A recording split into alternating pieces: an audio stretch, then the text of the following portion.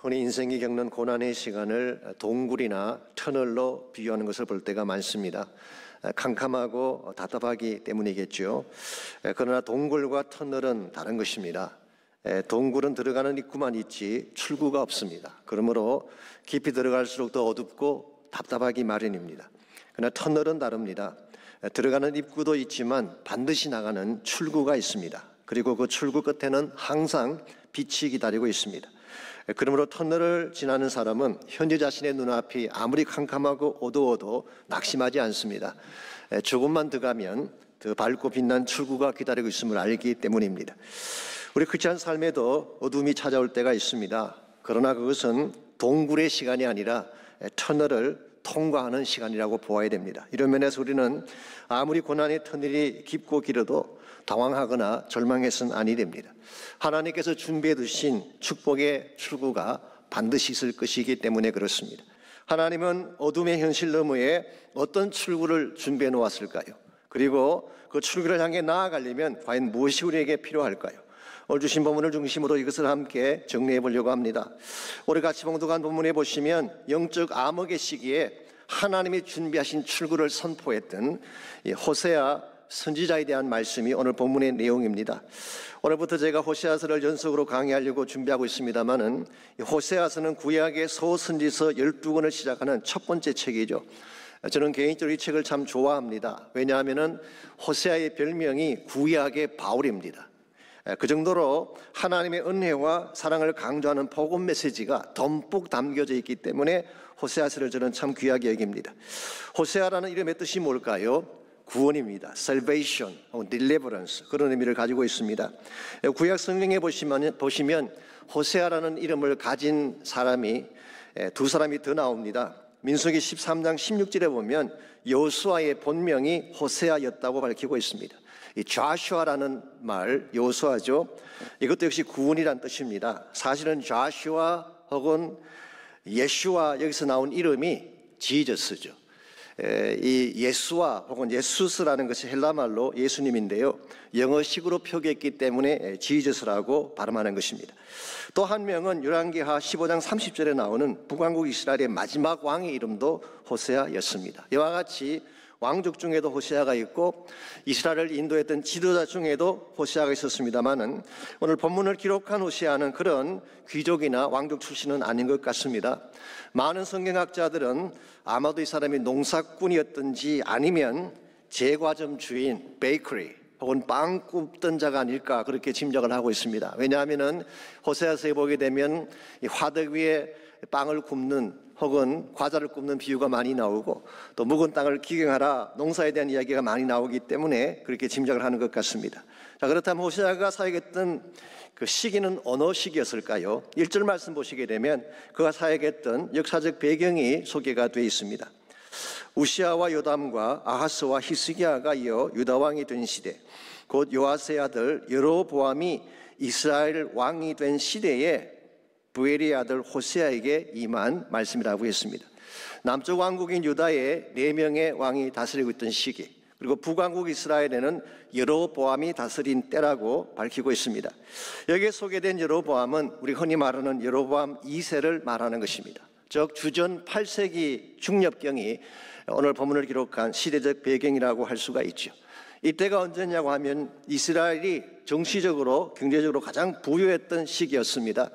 어떤 분들은 이스라엘 역사상 제2의 전성기가 도래했다 그렇게 말할 정도로 솔로몬 시대 수준까지 영토를 확장하고 백성들의 삶이 부유했던 시기였습니다.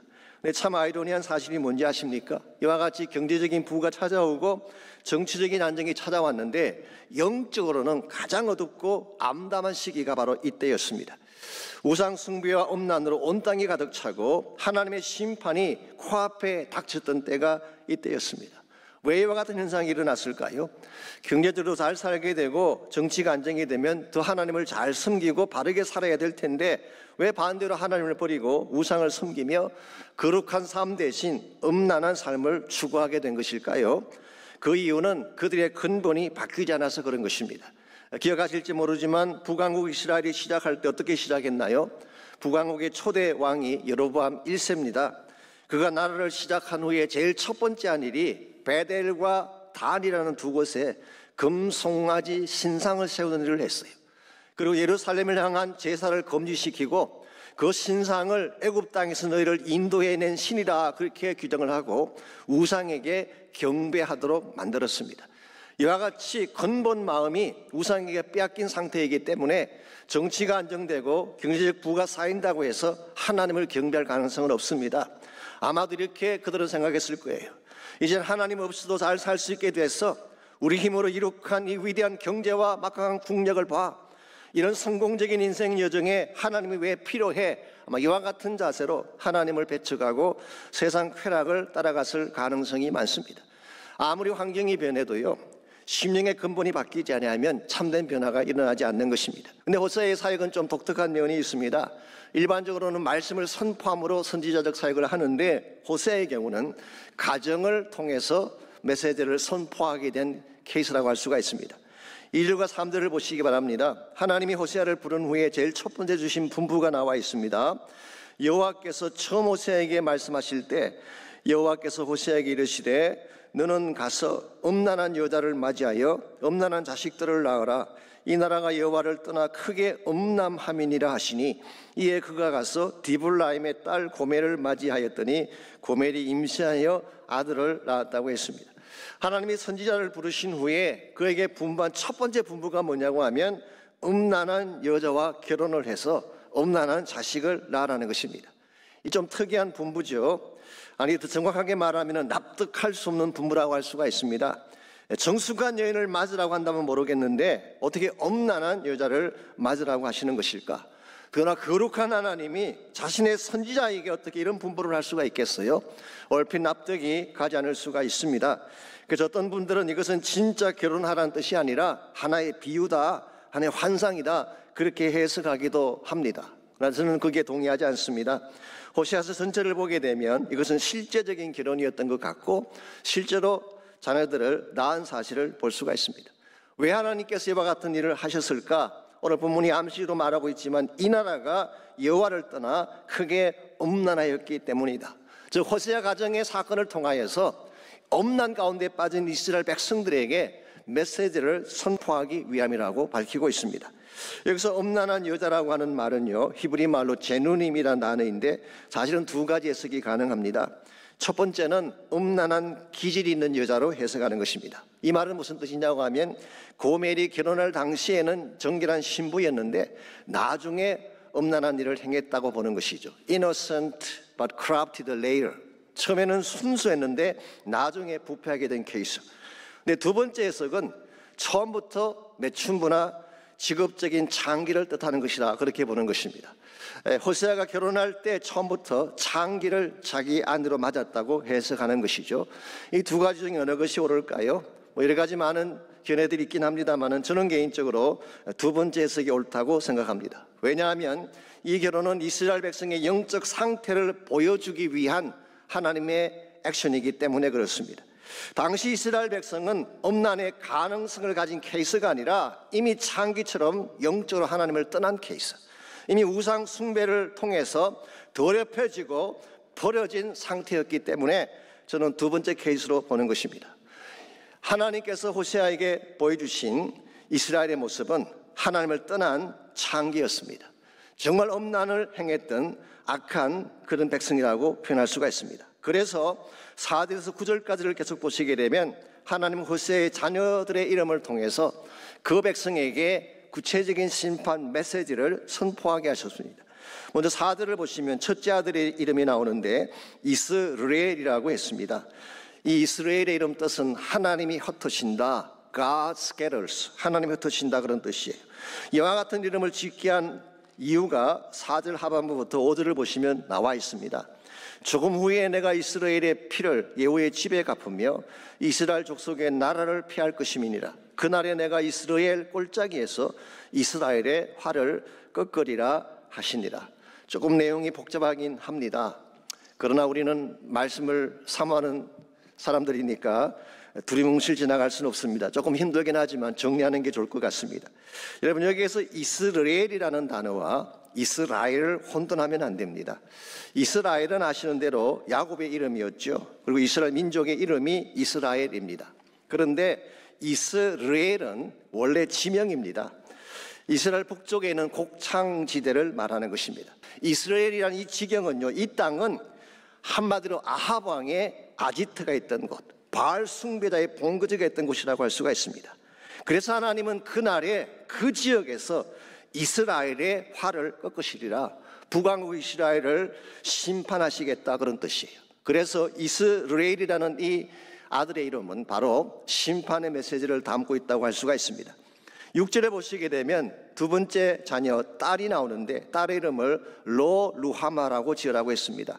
히브리 말로 앞에 로자가 붙으면 엘오입니다. 없다는 뜻이에요. 그래서 로피리, 로멀시, 더 이상 긍휼이 없다, 더 이상 은총이 없다, 그런 의미를 가지고 있습니다. 내가 다시는 이스라엘 족속을 긍휼히 여겨서 용서하지 않을 것임이니라. 그래서 로 루하마라고 짓게 한 것입니다. 하나님의 은총이 끝나게 되면 모든 것이 다 마르게 되는데 이제 더 이상 하나님께서 그 백성에게 은총을 주시지 않겠대요. 이 심각한 메시지가 아닐 수가 없습니다. 9절 말씀 보시게 되면 세 번째 자녀가 나옵니다. 이번에는 아들인데 그 이름을 로암미라고 지으라고 했습니다. 역시 로자가 들어가죠. 이것은 not my people, 너희는 내 백성이 아니다, 나는 너희들의 하나님이 되지 않겠다, 그런 의미에서 그 아들 이름을 로암미라고 짓게 했습니다. 즉 관계성을 끊겠다는 것입니다. 세상 말로 표현하면 연을 끊고 이제 남남이 되겠다, 그런 선포예요. 이렇게 되면 이스라엘은 고아가 되는 것입니다. 날 없는 백성이 이루어서 뿔뿔이 흩어지는 신세가 되는 것입니다. 여러분, 이와 같은 것이 그 당시 이스라엘에 처해 있는 영적 상황이었습니다. 북쪽의 아수르는 끓는 가마처럼 이스라엘을 향해 달려오고 있는데 은총의 기회는 끝이 났고 그들은 마치 버려진 고아처럼 누구 하나 돌볼 수 없는 상황에 처한 것, 이것이 바로 호세아가 부름받았을 때의 이스라엘의 정황이라고 할 수가 있습니다. 한마디로 길이 없어요. 어디를 둘러봐도 눈밖에 보이지 않는 캄캄한 터널 속에 들어온 것 같은 상태가 오늘 본문에 묘사된 이스라엘의 모습이라고 할 수가 있습니다. 근데 참 감사한 것이 무엇인지 아십니까? 호세아서는 여기서 끝나지 아니하고 계속 말씀이 이어진다는 사실이에요. 분명히 고난의 터널, 암울한 역사의 터널은 그들에게 주어졌지만 이 터널 너머에 하나님이 준비하신 출구가 있다는 사실을 밝히고 있어요. 사실은 이것이 호세아 전체를 흐르고 있는 주제라고 할 수가 있고요, 사실은 이것이 우리를 향하신 하나님의 계획이라고 부를 수가 있습니다. 여러분, 하나님을 떠나서 범죄하고 절망의 수렁에 빠진 것이 이스라엘 백성에게만 해당될까요? 아닙니다. 우리도 마찬가지예요.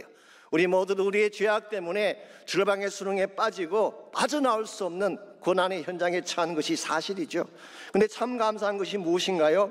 하나님은 인간의 실패가 끝나는 곳에 하나님의 출구를 예비해 두셨다가 그것을 향해 나아갈 수 있게 만든다는 사실이에요. 인간의 실패가 끝나는 그곳에 항상 하나님의 시작이 있습니다. 이 사실을 깨닫고 터널에 갇힌 상황이 올지라도 하나님을 향해 나아가게 될 때에 하나님이 준비해 놓으신 서의 소망의 축복을 누리게 되는 것입니다. 오늘 여러분과 제 삶 가운데도 답답한 현실이 주어질 가능성이 있습니다.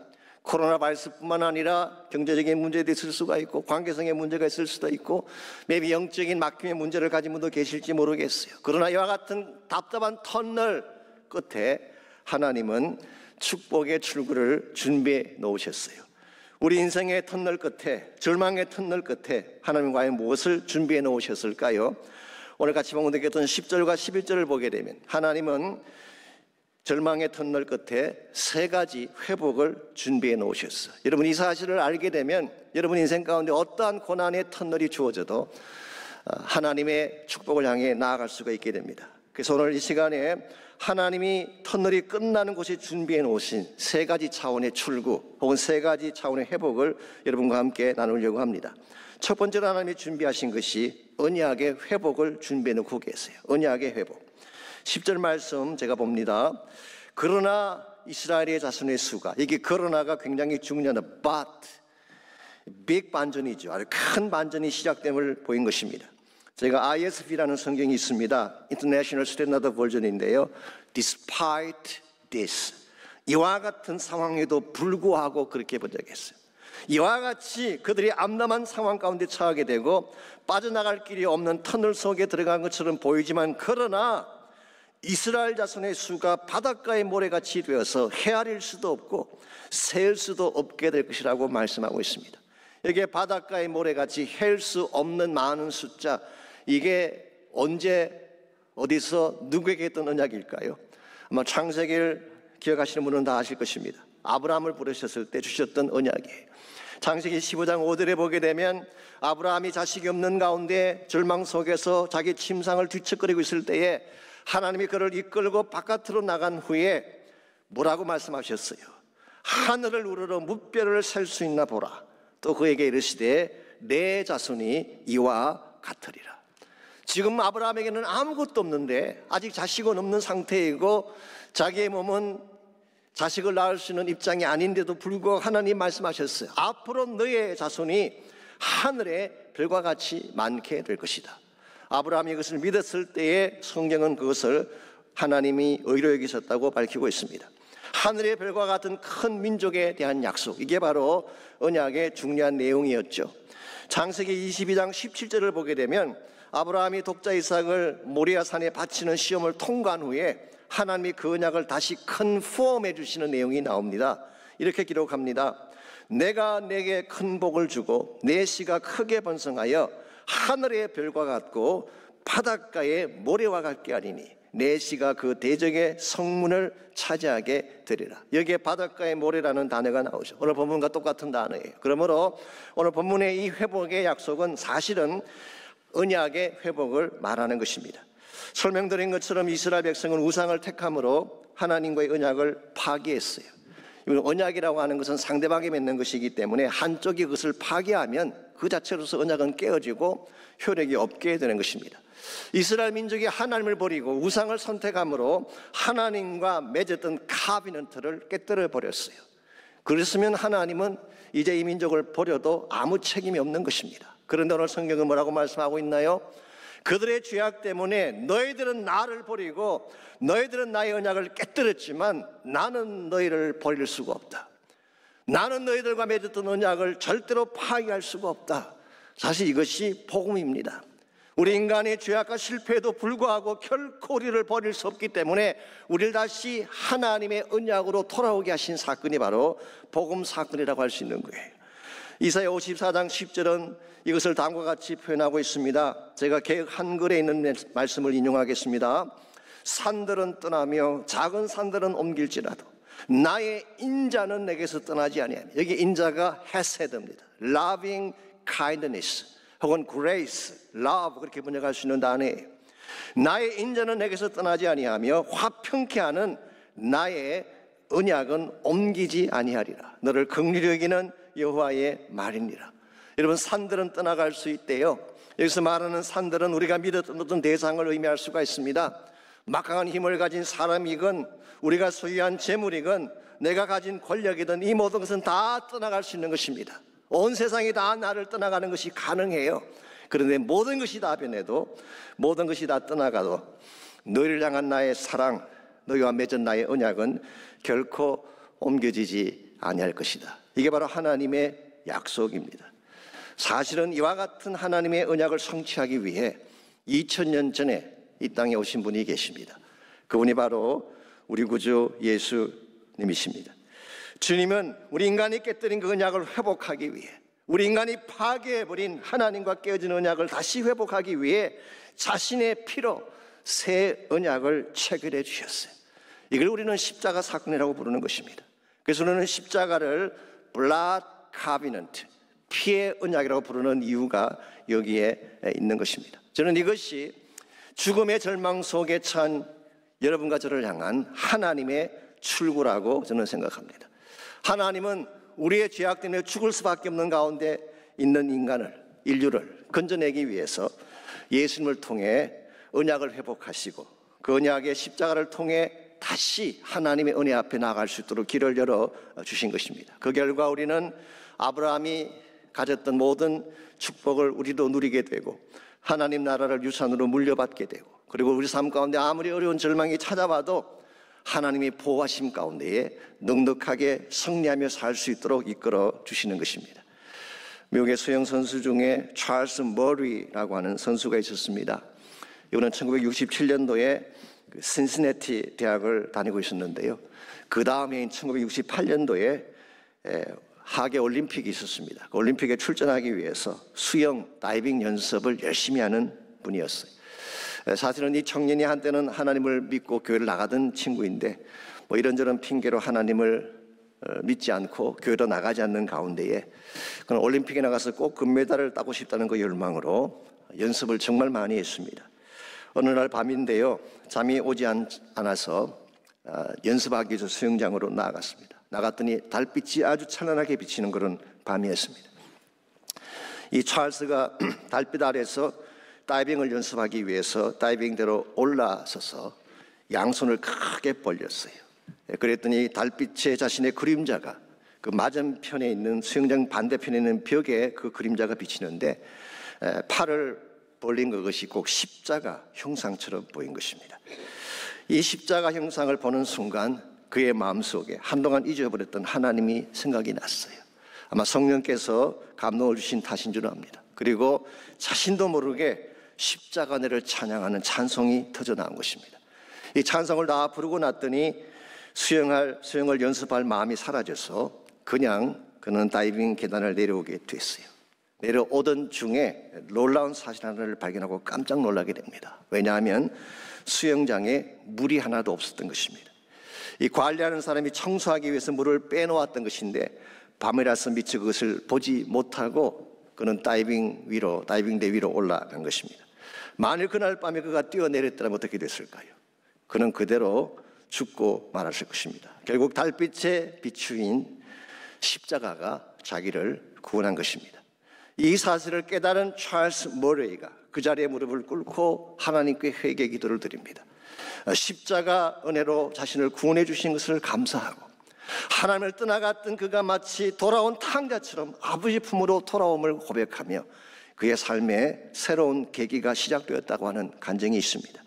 여러분, 십자가는 우리를 살리는 능력을 가지고 있어요. 죄악으로부터 우리를 건져내고 죄의 권세로부터도 우리를 건져내지만 우리를 위기 가운데서 건져내는 힘이 십자가에 있는 것입니다. 마치 유월절 어린 양의 피가 있는 집은 죽음의 사자가 건너뛰어갔던 것처럼 그 유월절 어린 양의 피가 있는 가정은 죽음의 사자가 손을 대지 못했던 것처럼 십자가의 언약을 가진 사람, 피의 언약을 소유한 사람은 하나님이 철저하게 보호하시는 것입니다. 그러므로 여러분과 제가 다시 십자가 앞으로 돌아오고 피의 언약으로 돌아와서 하나님과의 관계가 회복이 되어져야지 여러분 인생의 진정한 차원의 회복을 향해 나갈 수가 있는 것입니다. 이런 면에서 여러분이 무슨 일을 당할지라도 어떤 상황에 처할지라도 날 사랑하신 나를 다시 회복하기 위해 피 흘려주신 주님의 십자가를 꼭 바라보시기를 바랍니다. 그게 하나님이 준비하신 출구가 있기 때문에. 두 번째로 하나님이 준비하신 것이 신분의 회복을 준비해 주셨어요. 신분의 회복. 10절 하반부를 계속 보겠습니다. 전에 그들에게 이르기를 너희는 내 백성이 아니라 한 그곳에서 그들에게 이르기를 너희는 살아계신 하나님의 아들들이라 할 것이라 그랬어요. 전에 너희는 내 백성이 아니라고 했던 그곳이 어디를 말할까요? maybe 아스루 땅을 의미할 수 있습니다. 이제 약 40년이 지나면 북왕국이 망하게 되고 북왕국 이스라엘 족속 대다수가 아스루 땅에 포로로 끌려가게 되는데 그게 사실 바벨론과 같은 지역입니다. 그러므로 아스루 땅 혹은 바벨론 지역을 의미할 수가 있죠. 그래서 그곳에서 다시 포로에서 돌아올 것을 약속한다는 말씀으로 볼 수가 있습니다. 그런데 또 한 가지 가능성은 지금 있는 팔레스타인 지역 자체를 의미할 수도 있습니다. 왜냐하면 9절에서 이미 말씀드린 것처럼 로 암미 너는 나의 백성이 아니라고 선포한 곳이 바로 팔레스타인 땅이었기 때문입니다. 그러므로 포로에서 돌아온 케이석은 아니면 팔레스타인 자체에서 선포하신 말씀의 케이석은 중요한 것은 무엇입니까? 하나님이 다시 너희들을 나의 아들로 삼겠다는 말씀이에요. 즉 상실했던 신분을 회복하겠다는 것입니다. 이것이 하나님과 절망의 터널에 빠진 인간을 위해 준비하신 두 번째 출구라고 할 수가 있습니다. 사실 우리 인생은 죄로 말미암아 하나님과 관계가 끊어지고 말지 않았습니까? 하나님과 관계가 끊어지게 되면요, 여러분은 마음 둘 곳이 없어지게 돼요. 몸 둘 곳을 찾지 못하는 것입니다. 고아처럼 헤매게 되는 것입니다. 그런데 이와 같이 관계가 끊어져서 아무도 돌볼 자가 없는 여러분과 저를 하나님 예수 그리스도를 통해서 다시 하나님의 자녀 삼아 주셨어요. 그 결과 우리는 하나님의 우리에게 본래 주셨던 신분을 회복하고 하나님의 아들과 딸로서 살 수 있게 된 것이죠. 이게 복음이고 이게 사실은 은혜입니다. 여러분, 우리 인생을 가장 아프게 하는 이슈 중에 하나가 뭔지 아십니까? 이 관계성의 단절이 일어났을 때에 가장 큰 아픔을 가질 수가 있습니다. 고아들을 불쌍하다고 말하는 경우가 가끔 있는데요, 가장 불쌍한 이유가 뭔지 아십니까? 아파도 아프다고 말할 대상이 없다는 사실이에요. 제가 아는 목사님 사모님이 한국에서 이런 글을 쓰신 걸 제가 오래전에 본 적이 있습니다. 그 사모님은 특수교육과를 전공하고 특선 아이들을 돌보는 사역을 많이 하셨어요. 그래서 그분이 가깝게 돌보던 아이 중에 민수라고 하는 초등학교 1학년 아이가 있었는데 부모가 없는 고아였습니다. 그래서 가끔 자기 집에 데리고 와서 같은 나이에 자기 아들과 같이 잠도 재우고 그런 일을 했어요. 그런데 하루는 자기 아들이 밤에 잠을 자다가 침대에서 쿵 하고 떨어졌어요. 그러니까 엄마 하고 우는 것입니다. 그때 이 사모님이 급히 달려가서 아파하는 아들을 가슴으로 안아주면서 괜찮아, 엄마가 있잖아, 그렇게 말을 했어요. 이 말을 하는 순간 문득 자기 마음 이런 생각이 들더라고 합니다. 하나님, 고아들은 이와 같은 때에 누구를 부르나요? 당혹스럽고 아픈 일이 갑자기 생겼을 때 고아들은 누구를 불러야 할까요?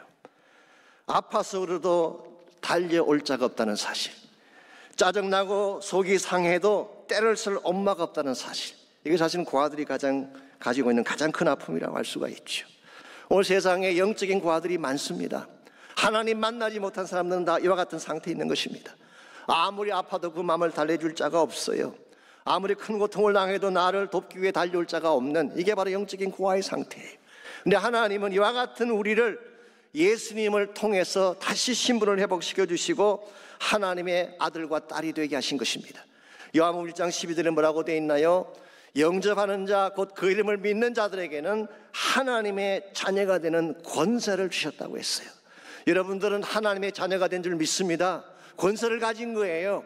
하나님이 아버지십니다. 여러분이 아무리 힘들 때에 부르짖어도 당장 달려와서 도와줄 수 있는 하늘 아버지가 계시는 분들, 그게 여러분들이에요. 이게 신분이 회복되었기 때문에 가능한 것입니다. 이제는 우리가 힘들 때 혼자 바둥 구릴 필요가 없습니다. 하나님께 요청하면 돼요. 길이 막혔을 때 당황할 필요가 없습니다. 하나님께 도와달라고 부르짖으면 되는 것입니다. 먹을 것이 없어서 망설일 필요가 없습니다. 하나님께 채워달라고 하면 하나님 채워주실 거예요. 이와 같이 하나님은 우리의 언약을 회복시켜 주심으로 우리를 살게 하셨을 뿐만 아니라, 두 번째는 신분을 회복시켜 주심으로 하나님과의 관계를 회복시켜 주시고 자녀됨의 모든 축복을 누리게 하셨어요. 마지막 세 번째로 하나님이 준비하신 회복, 이것이 바로 비전의 회복입니다. 이것이 바로 하나님이 준비하신 세 번째 출구라고 부를 수가 있겠습니다. 11절 말씀 보겠습니다. 이에 유다 자손과 이스라엘 자손이 함께 모여 한 우두머리를 세우고 그 땅에서부터 올라오리니 이스라엘의 날이 클 것이미로다. 자, 여기서 주목해야 될 것이 한 가지 있는데요, 유다 자손과 이스라엘 자손이 함께 한 우두머리를 세운다고 말씀하고 있어요. 여러분 아시는 대로 남쪽 유다와 북왕국 이스라엘은 솔로몬 이후로 갈라진 국가입니다. 남과 북으로 나누어졌죠. 그랬는데 오늘 본문에서, 오늘 호세아는 언젠가 때가 되면 북쪽 이스라엘과 남쪽 유다가 함께 한 우두머리를 세우는 날이 온다. 여기서 말하는 한 우두머리가 누구를 말할까요? 옛날 번역에는 한 두목이라고 번역을 했어요. 두목. 근데 그 번역도 틀린 건 아닙니다. 왜냐하면 히브리 말로 롯이라는 이 단어가 head, 머리라는 뜻을 가지고 있기 때문에. 이것은 지도자를 말하는 것이고, 더 말하자면 왕 같은 지도자를 말하는 것입니다. 자, 북왕국인 이스라엘과 남쪽 유다가 한 민족으로 다시 회복이 되어지고 그들이 함께 섬길 우두머리가 누구일까요? 그래서 바로 예수 그리스도를 말하는 것입니다. 그러므로 이 말씀은 사실은 장차 예수님께서 오셔서 모든 열방을 다시 통합하고 모든 민족을 다시 회복해서 함께 하나님 나라를 만들 비전을 설명한 것입니다.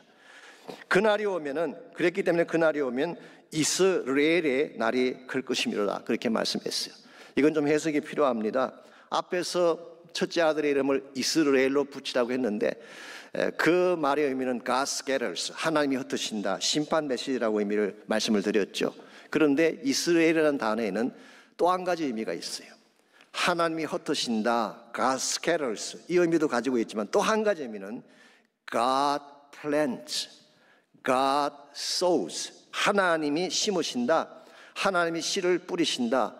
이 두 가지 의미를 함께 갖추고 있는 단어가 바로 이스라엘이라고 하는 단어입니다. 이와 같은 것을 더블 커노테이션, 이중적 의미라고 이야기하죠.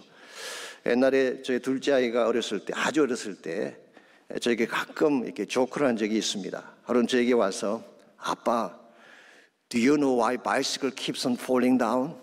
왜 자전거가 자꾸 넘어지는지 아느냐고. I don't know. You tell me. 난 모르겠다. 네가 말해봐라 그랬더니 because it's too tired. 여기 to라는 단어가 나오죠. TWO를 의미할 수도 있고 TOO를 의미할 수도 있어요. 너무 피곤해서 넘어진다 그렇게 표현할 수도 있고, 바퀴가 두 개이기 때문에 넘어진다. 이와 같은 것을 우리가 더블 커노테이션이라고 이야기합니다. 오늘 본문에서 호세아가 동일한 단어를 썼지만 의미는 다른 것입니다. 심판을 선포했을 때 이스라엘은 하나님이 흩으시고 깨뜨리는 장소였어요. 그랬는데 그 동일한 장소에 하나님은 복음의 씨앗을 뿌리셔서 엄청난 추수의 열매를 거두시겠다는 것입니다. 이게 하나님께서 마지막 시대 하시는 일이에요.